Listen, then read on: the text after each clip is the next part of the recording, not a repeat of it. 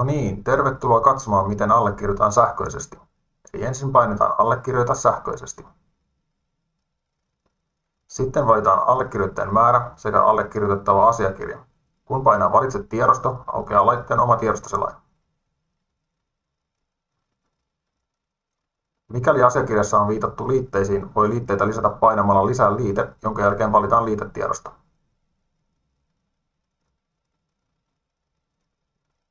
Kun kaikki on valmista, voidaan siirtyä maksamaan.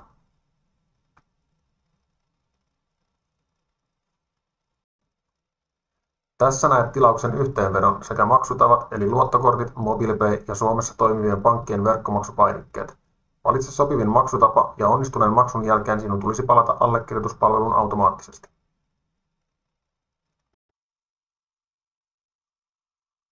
Kun tilaus on maksettu, voit ladata kuitin, josta löytyy myös linkki, jolla voit palata tilaukseen myöhemmin. Tämän jälkeen voit siirtyä tunnistautumaan.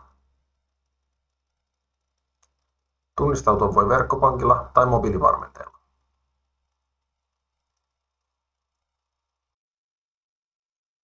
Kun olet tunnistautunut, voit ladata allekirjoitettavan asiakirjan ja liitteet. Voit nyt allekirjoittaa asiakirjan painamalla allekirjoita asiakirja.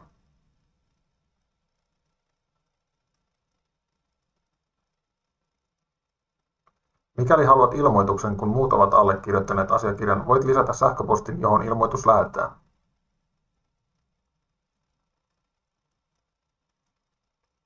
Jaa asiakirja muille allekirjoitettavaksi painamalla kopioi linkki ja liitä linkki viestiin, jonka voit lähettää haluamallasi tavalla, esim. Omalla sähköpostilla tai tekstiviestillä.